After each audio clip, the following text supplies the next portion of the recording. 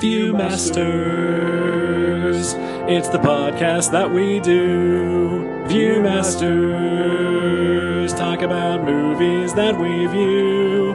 Viewmasters, my friend Eric and me Joe.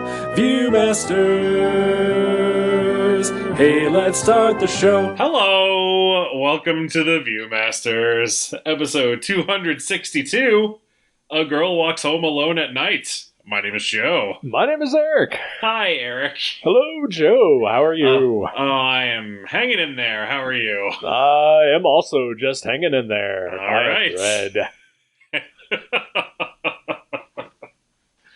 Oh boy, it's a time to be alive. It certainly is. There is no argument against that. A Girl Walks Home Alone at Night. Yes, if only we were quiet vampires living in an abandoned cities. Oh, that would be fantastic. Wouldn't it?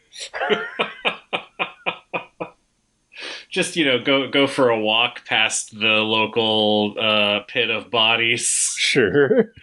Maybe ride on the skateboard you stole from a child. Just living the dream. Yeah. She really is. I mean, she clearly doesn't seem to work.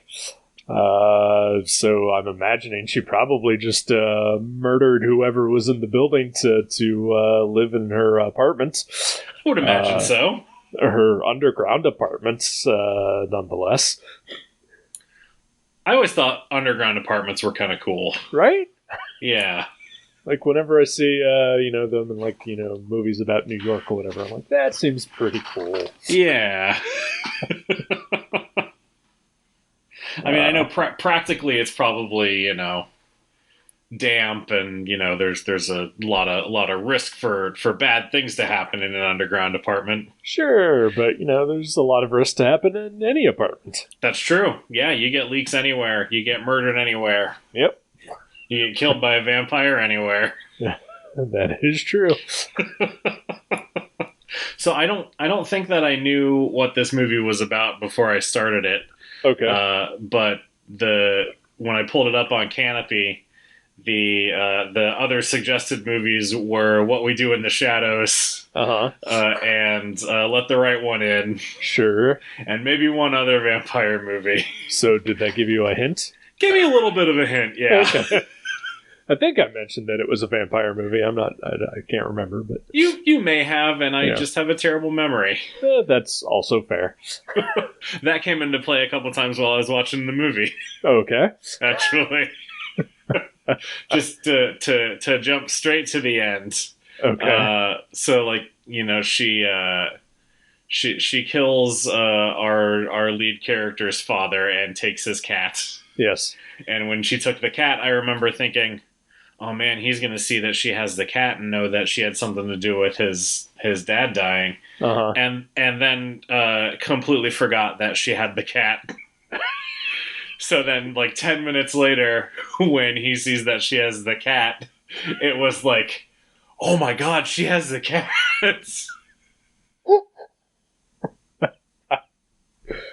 It was really something.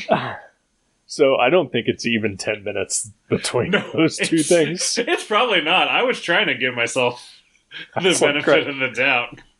Well, let me ease your mind because I kind of had the same reaction.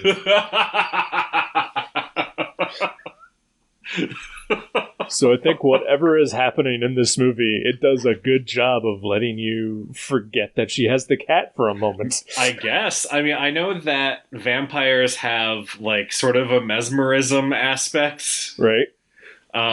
We don't see that explicitly from her in this movie, but maybe it was at play on the viewer. It's possible. Maybe the director of the movie is using mesmerism to make us forget things. It's funny that you bring that up because one of my sort of praises for the movie is that I found the girl to be completely mesmerizing whenever she was on screen. She really is. In fact, so much so that I didn't really care for any of the other parts of the movies without her. I do think that the costume that she's in, the long cloak, the black pants, and then like the black and white striped shirt, yes, is an incredible look. Yes, it is. And like the whole time I was watching it, I was like, I really want to draw that because that just looks so cool. I kind of thought the same thing too, and I'm glad that you called it a costume. Because she is a fucking superhero in this movie. She wears a cape. Yep.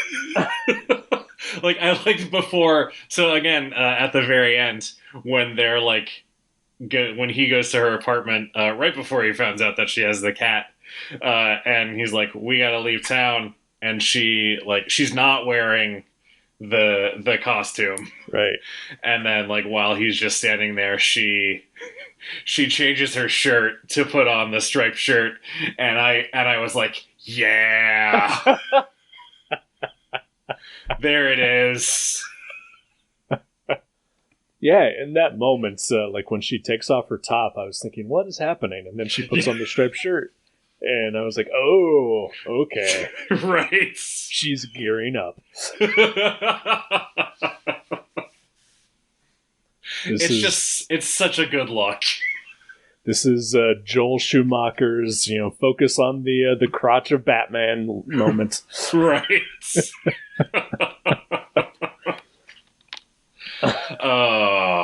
So yeah. Girl Walks Home Alone at Night. Yes. It's a long title. It really is, and hard to remember the exact order of where the words go. I'm glad it was a you episode to announce the movie title. I did sort of while I was watching the movie, like I was paying attention to it, but there are a lot of sort of silent stretches. Yeah. And my mind wandered a little bit, and I started like rearranging the order of the words in the title, and I ended up like with the Yoda version of the title, which was a girl walks home. It was Alone at Night, a girl walks home. Okay, yeah. and then for some reason I did it with Let the Right One In as well, like.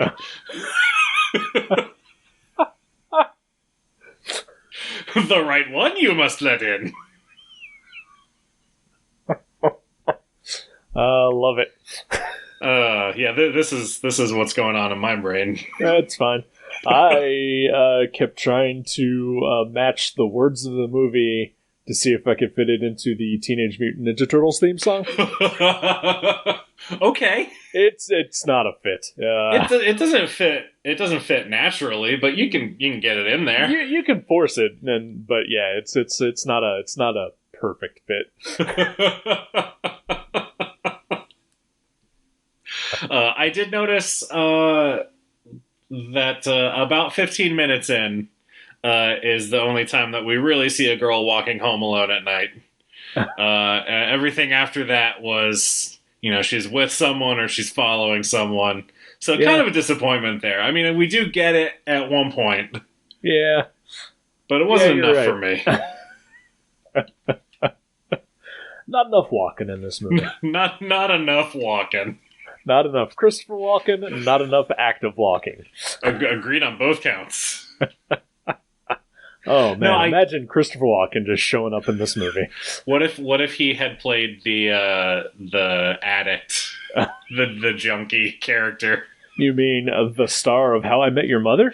Yeah, that's the Rajit from How I Met Your Mother. Yep.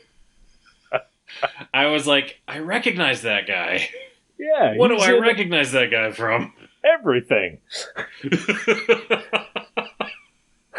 I thought maybe he was on Seinfeld. He possibly could have been. I don't know. He is a working actor. He is. Yeah. The only real recognizable face in this movie. Yeah, other than the girl who is, I swear, the spitting image of Melanie Laurent. Do you know who that is? I can see that. Yeah. Okay. Yeah, like a slightly younger version of her. Yeah. I could not stop thinking that every time I saw her. The main actor, the lead of the movie, Arash. Mm-hmm. Every time I saw him, like, he changed a few times throughout the movie, and he's definitely at the beginning, like trying to throw off a James Dean or early Marlon Brando vibe. Yeah, I can see that. But like throughout, I kept thinking, hey, he's got a little bit, and maybe it's just because of the vampire adjacentness. But I kept thinking he looks a little bit like Taiki Waititi from What We Do in the Shadows. Yeah, okay, I can see that too. But also occasionally like a Benicio del Toro thing was happening with him. I thought of I think his name is it Gael Garcia Bernal? I don't know. That sounds like a familiar name. I don't know from what. Yeah, he's in like a bunch of Almodovar movies, and he's in a lot of stuff. Never hasn't really crossed over. I guess probably the he was in The Science of Sleep. I don't know if you saw that. Nope. Okay. Anyway. Okay. That's who I thought that's who he reminded me of initially. Right. Before I got used to his actual face. Right. Yeah, I never got used to his face throughout the movie. I did think that, like, towards the end especially. I was like, just something about him. Yeah. Like, at the beginning of the movie, I was completely on board with his character and his story. But as the movie progressed, I just lost interest in him completely. Well, it's weird, because at first he seems like, he's just this guy who's like, he's living with his junkie dad. Right. We don't really know what he does, but he seems like a decent guy. Right. And then, it's just like a sharp turn after he comes upon the dead pimp / drug dealer. Yeah. Like it's just real easy. He's like, okay, well, I guess I'm gonna do this now. Right. And it was really hard to see what he was going for. But even that is not what made me turn on him. It was just him in general.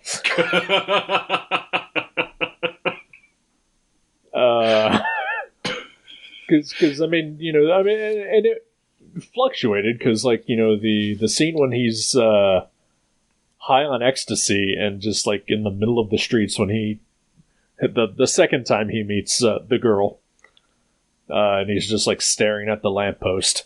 Yeah. He threw out some vulnerability and some likability in that. But then at another point it just becomes it's just kind of just a creepy weirdo. In a movie full of creepy weirdos. Yeah, he does get like not obsessed with her. Yeah. But like sort of fixated on her. Right. Very quickly. And like when he goes to her apartment and is like, we gotta leave town, let's go. That's like the third time that they've met. Right? It's like, this is very sudden. No. Yeah. And I know that's just movies. Sure. And that's just a rom-com thing, which is not what I expected this movie to be, but here we are. I am honestly surprised she went ahead with it. She should have said no. Yeah. She has nothing to gain out of this. Yeah, I don't know. It's strange. Yeah. It's very strange. And he still goes through it, even though he has figured out that she probably killed his dad. Yeah, there's like when he pulls over and gets out of the car and is just like pacing back and forth. Yep. Like there's a lot of stuff going on in his head that we are not privy to. Right. But that apparently he's like, that's him working through whatever he's working through. Right. And accepting that this is what happened. I wonder if it was just him being influenced by the cat. It could be. Because the cat was super chill about everything. The cat was very just like hanging out on the seat, just gonna lay here. That was a cute cat too. Yeah, his name is Masuka the cat. Amazing. And he has an IMDb credit. I'm gonna follow that cat on Instagram. It says Masuka the cat is an actor known for A Girl Walks Home Alone at Night. I saw in the IMDb trivia that the cat was not originally part of the movie. Okay. But that the director was so impressed by its performance that she expanded the role for the cat. Well, that's great. I mean, it makes me have a lot of questions.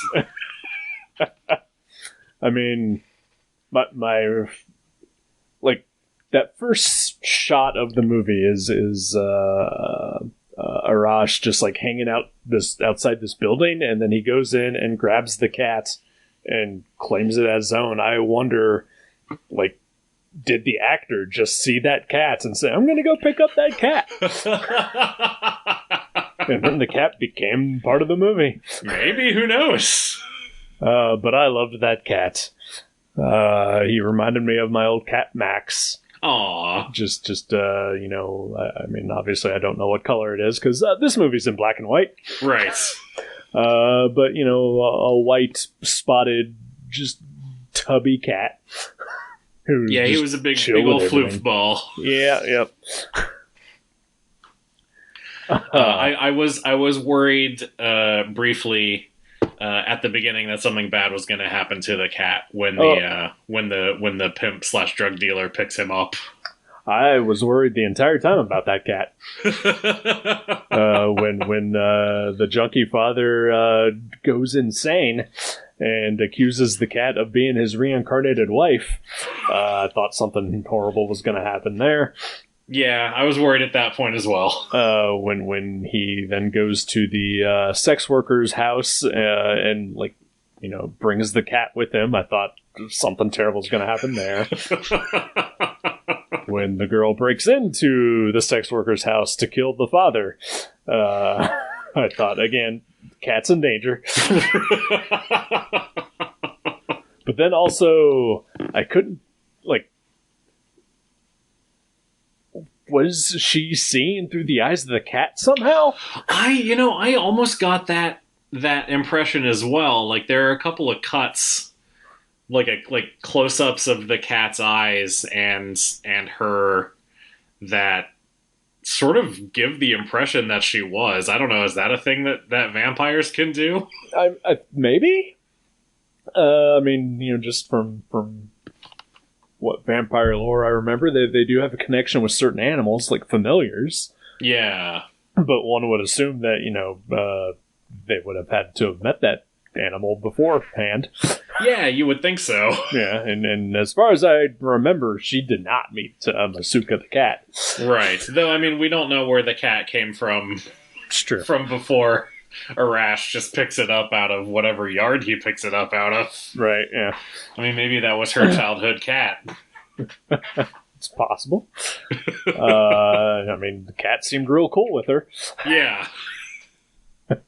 That was just a cool cat all around. It really was. My other theory about that was because maybe she somehow made the sex worker like, you know, kind of a slave almost, like a familiar. Yeah. Okay. Because they have that scene together earlier, before this happens. Yeah. And you know, obviously, you know, she leaves her alive. So I wonder if, you know, she you know, speaking of mesmerism, mesmerized her and can psychically connect with her or something. That could be, yeah. Maybe she sensed that she was, you know, in danger or, right, you know, otherwise, because she is forcibly injected with heroin. Yeah, that I did not care for. Did not care for that at all. Was really glad when the girl arrived and killed. Yep. Killed Arash's father for doing that. Yep. No, that may be one of the worst things I've ever seen on film. Yeah. There was a dogfight in this one movie that we watched a couple weeks ago that I think was probably the worst thing I've ever seen on film. I don't remember which movie you're talking about. I didn't actually see much of it. I was hiding my eyes for most of it. Oh, that's going to be engraved on my headstone. Made Joe watch White God. Bad friend. Nah. No, you didn't know. Kind of. But... Anyway. Speaking of bad, apparently they live in a city called Bad City. Yeah, that sounds awesome. So I did do, a tiny bit of Wikipedia reading. Excellent, thank you. And the director, Anna Lily Amirpour, is very influenced by comics, apparently. Okay. Which definitely explains, the sort of superhero vibe that the girl gives off. Yeah. But also, people think that Bad City might actually be sort of a reference to Sin City. Ooh, nice. And in addition to the very high contrast black and white look of the movie, maybe there's some good era Frank Miller stuff happening there. Yeah, no, I can totally see that. I was surprised to learn that this movie was filmed in California. Yep. Just outside Bakersfield, apparently. Yeah. Yep. For a movie that's in not Iranian. What language was it? Persian. Persian, thank you. Yes. Yes, that is the language. Persian. The actors, though, are I believe mostly all Iranian. Okay. And it is, while filmed in California, set in an fictional Iranian city. So. Okay. Yeah. Yeah, I mean, there's like Bad City is sort of desolate. Yep. And I did really like at the beginning, like when it's following Arash and the cat just sort of walking around the city, and it looks sort of just suburban, not bad, just sort of empty. Yeah. And then he like crosses the bridge over the pit of all the bodies. And the music like gets all distorted and fucked up. That I thought that was really cool. Yeah. And like the scene I talked about earlier when he's high and he meets the girl for the second time. He's seemingly just on like a suburban sidewalk. And it actually took me a bit to realize that like the house that's directly behind him is completely boarded up. Oh, I didn't even notice that. Oh yeah. Because there's only like 7 people in this city, right? At least that we see, and 2 of them die. Yeah, and 2 of them leave. Yep. I will say probably my favorite part of the movie was during that scene where he's high on ecstasy, and it's when he's riding on the skateboard and she's like pushing him. Yeah, that made me laugh quite a bit. Yeah, I smiled during that. I actually laughed out loud when she threatens the little boy. That was amazing. And then, steals his skateboard and then just starts skating. Right. Yeah, I love that the first time that we really hear her talk is when she's threatening a child. I mean, kids deserve it. Yeah, no, absolutely right. Be a good boy. Yeah, they're the worst.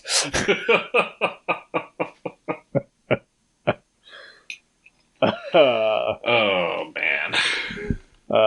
So as I said earlier, I didn't particularly care for any part of the movie that the girl was not in. Yeah. But I did enjoy this movie quite a bit. I did too, yeah. I liked it a lot. It's beautiful looking. And just enough story to be compelling. Yeah, it's true. The story is relatively light. Yeah. It's mostly just, following the characters around. Right. But yeah, I really liked it as well. The only major down part of it, I thought, was that, just every scene was just me waiting for the girl to show back up.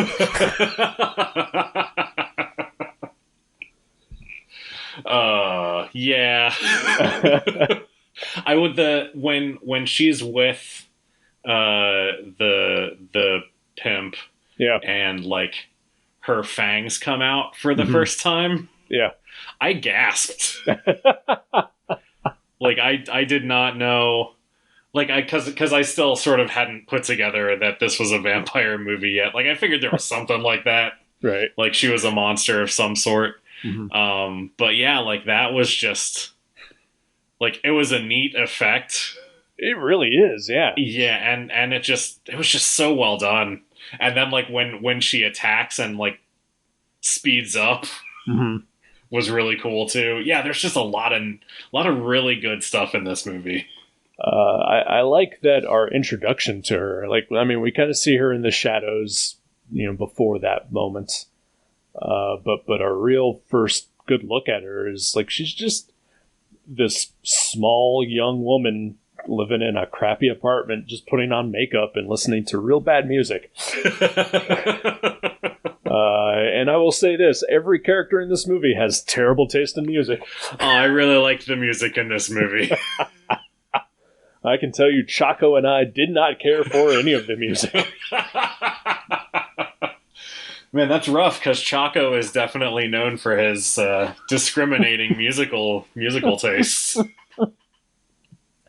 Yeah, during the scene when she's in the pimp's house, and he starts playing, the shitty techno music, which totally fits that character. Yeah, no, I thought that was perfect, because that guy was the worst. He seriously was. But yeah, when he's playing the techno music and being, in general, just a terrible host.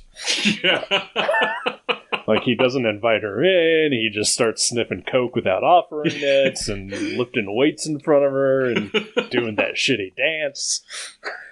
That's his move. That's how he seduces. Either way, glad he died. Yeah, definitely. Probably the one character in this movie that deserved it more than anyone else other than the little boy. Yeah, I felt sorry for Arash's father. Yeah. Until the scene between him and the sex worker where he like forces her to do drugs with him. Yeah. That was when he lost my sympathy. Nope, absolutely, for sure. But yeah, when in the pimp scene, when he plays the music, Chaco was sitting on my lap and he just looked up and was just like, no.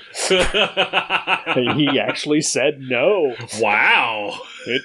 Weird. He's never done that before. Yeah, I mean, you're going to have to watch the movie again so you can get video of that and become famous. Hey, you probably wouldn't do it again. He's a jerk. He's a real Michigan J-Frog. Yep. There is one shot during that scene that I actually love, more than just the fangs popping. When the pimp goes and sniffs the coke, again without offering, terrible. Right. She is just like standing like in the foyer, like watching him and looking around the apartment, and just the way it's shot and with her, costume, like her face looks like a skull. Just the high contrast and just looked like death just standing there, and I thought that is just a gorgeous shot right there. Yeah, that is awesome. To play the did you fall asleep during this game? Yes, I did. during the scene when she meets him at, like, the power plant? Yeah. Which is a real weird place to meet someone. Sure, yep. And to bring burgers. Yeah. But I was like, no. Because there is quite a bit of this movie that there is no dialogue or music playing. Yeah. And that was kind of one of those scenes. It is just long silences between the two of them. And she probably has maybe 10 lines at most in the movie entirely. Yeah, and most of them are to the little boy. Yeah. That is her most verbal scene. It is. But yeah, I fell asleep during that and had to rewind it and figure out what was happening. I came close a couple of times. I was real tired while I was watching the movie, but then I got a snack at one point and that perked me up. Yeah. Is that low blood sugar? Yeah, I during that scene, I paused it, got up, and made some tea. So that helped. Speaking of blood sugar, actually, that reminds me of a question that I had while I was watching the movie.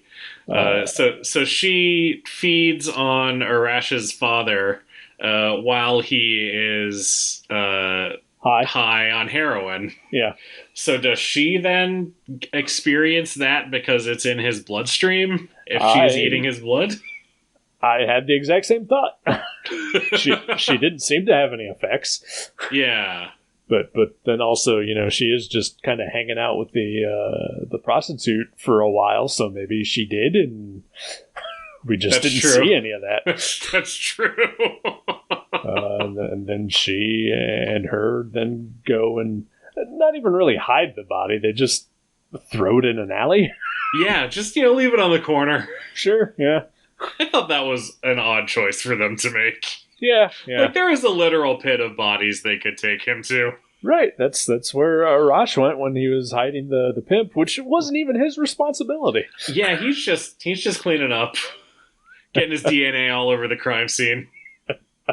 I'm assuming there are no cops in Bad City. Right. Yeah, there didn't seem to be any. Also, I guess here's my question. So he runs into the girl the first time after she has just killed the pimp. Right. And he goes into the pimp's apartment, finds him dead. I don't think it's ever made clear, but does he realize that she killed him? I don't think that he does. Okay. Right. I assume that there are more apartments in that building than just the pimps. Right. So like maybe he doesn't put it together, but maybe that's one of the things that he's working out in his head in that last scene where he's pacing in front of the car. Maybe he's realizing this is what he's gotten himself into now. Yeah. And yeah, I mean, whether he suspects that or not, he still has no idea she's a vampire. Yeah. Yeah, you gotta figure that'll probably come up at some point. Right? Yeah. Like, I almost expected her to, like, turn him into a vampire so that they could be vampires together. Maybe that happens in the sequel. Maybe. Is there a sequel? I don't know. A girl walks home with Arash at night. That sounds bad. She should get that checked out. She should get that checked out. Oh, foreign names are funny.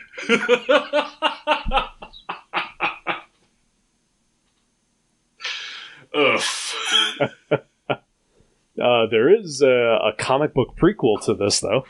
I saw that. Yeah, that the director worked on those. Yep. Or is it just one, or are there a couple? I think it's a 6-issue thing. Nice. Or at least a 6-part story, whatever that means. That's cool. Yeah. I want to check those out because I really liked this. Yeah, I've seen them when I've been doing my comic orders recently, and thought about buying them, but I was like, yeah, I've never seen the movie. I don't know if they're good. Yeah. I got Chaco with me, so. Oh, hey, Chaco. And he's jumping off me. Say no. Say no for the listener. Chaco! Chaco! No, of course he's not talking. Nah, that's fine. Asshole.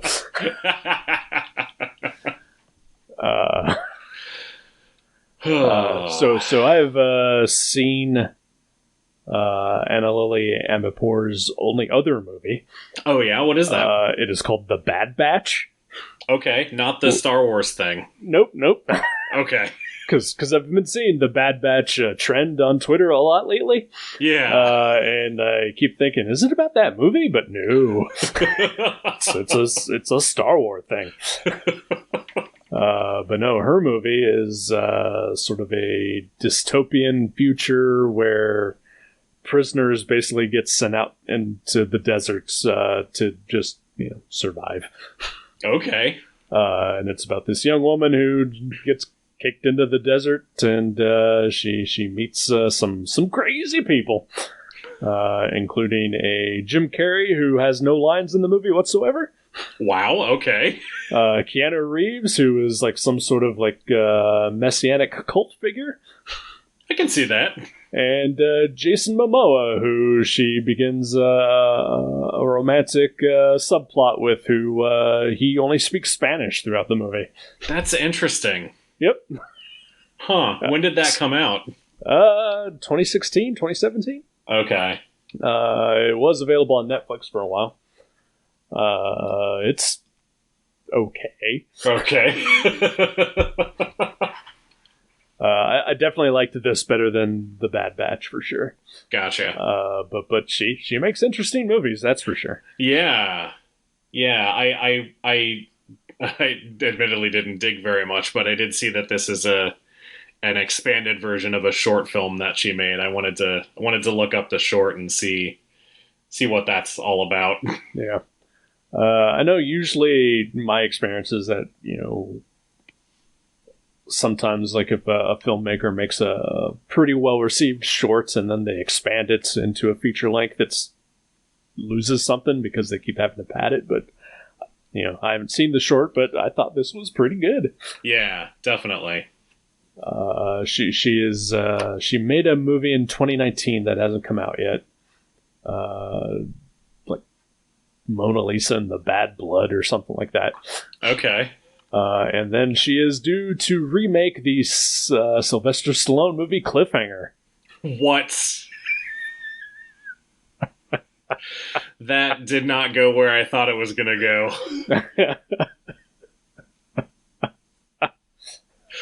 That's real weird. Yep. But hey, good for her. Sure. Maybe it's a one for you, one for me. Maybe? I don't know.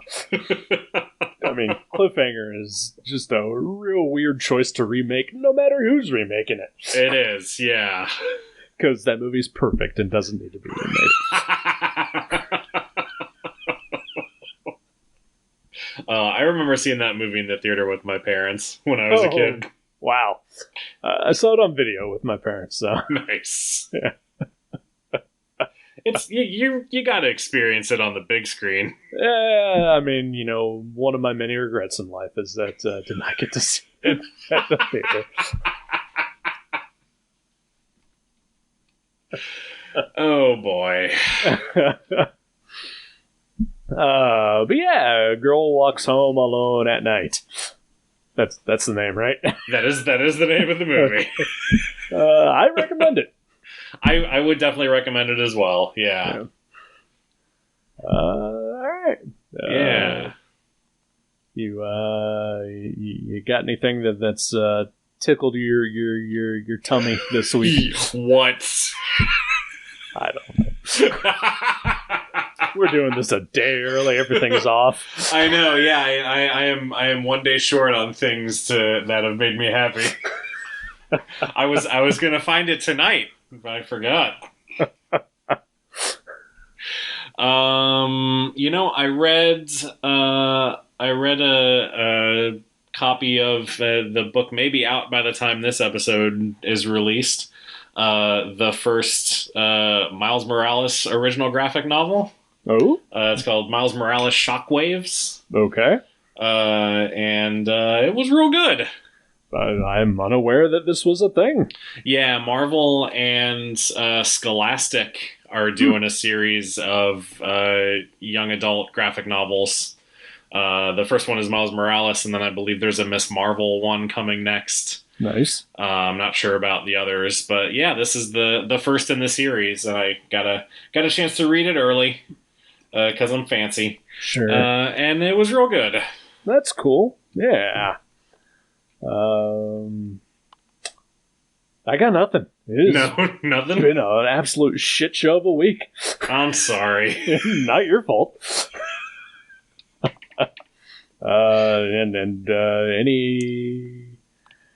I read some comics today, and some of them were good, but but not enough that it was like, man, this. I'm glad I read this. Yeah. Are you reading Nightwing right now? Yes, I am. You know what? That brought me a little joy. I fucking love that book right now. That is the best Nightwing has been. Yeah, I honestly think it's the best Nightwing series ever. Yeah. It's so good. Yeah, no, yeah, I'm actually really enjoying that, and Tim Drake showed up, and that's always going to make me happy. Yes. Yeah. I read The Flash today, and got mad at myself for just now realizing that it's Quantum Leap. Yeah, no, it's...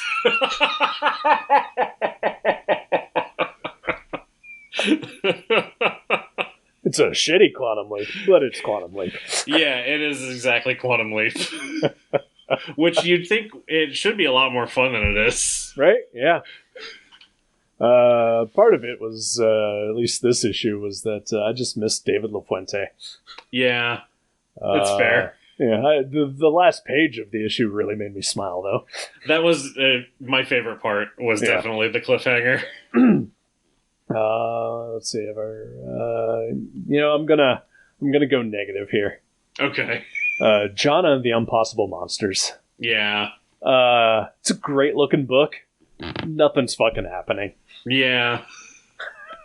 I suspect that one will read better as a collection. Yeah, because 3 issues in should have been the entirety of the first issue. So that's just a real disappointment. That is too bad. Yeah, but it is real pretty. It's drawn amazingly well, but I wish it was. I wish it was a story. Just think of it as an art book. Yeah, kind of. That's it for me, I guess. All right. I suppose I should pick a movie for next time, huh? Possibly. Okay. Unless you want to throw us a curveball and pick a TV show. Let's start Quantum Leap.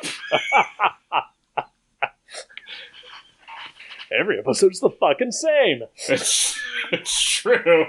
Oh boy.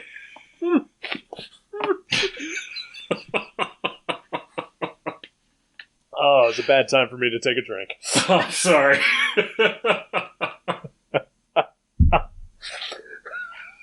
Oh. All right. So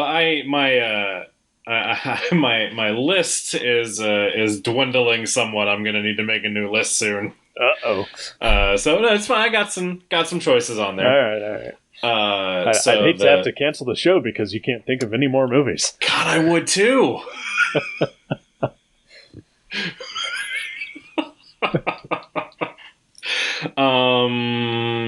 So this is a movie that I've actually already watched, and I really we watched it while Jenny was in the hospital. Okay. And I don't remember anything about it. I had a real hard time focusing on it. Sure. So I would like to watch it in an actual comfortable setting. All right. This movie is on Netflix. It is Charlie Kaufman's I'm Thinking of Ending Things. Okay, all right. Have you seen that already? I have not. Okay. I was interested in watching it, but like pretty much every thing that comes out on Netflix, I immediately forgot about it the day after. Yeah. Because the system sucks. Yeah, it's what do you do in algorithm? Well, not only just the algorithm, but it's like, they release so much shit. Mm-hmm. Like, and not, referring to the quality of things, but just so much that nothing can stay in your mind because you're always bombarded by the next thing. Yeah, that's true. That's a terrible system, and I hate it. But now that you've reminded me, I would like to watch that movie. Excellent. And I will text you later next week to remember what movie that was. It's true, you've got an extra day to have to remember it now, so... That's true, yep. Maybe I'll just watch it tomorrow. I mean, I guess that's a choice. If you want to, you'll probably have to watch it again next week. Yeah, I'll just set up a photo of you next to me on my recliner and then watch. What's the name of the movie? I'm thinking of ending things. That's what it is. Which is how I feel about the podcasts. Well, then we should. Just this episode. Okay. All right. Well, then let's go ahead and do that then. Okay. We'll talk to you next week. Goodbye.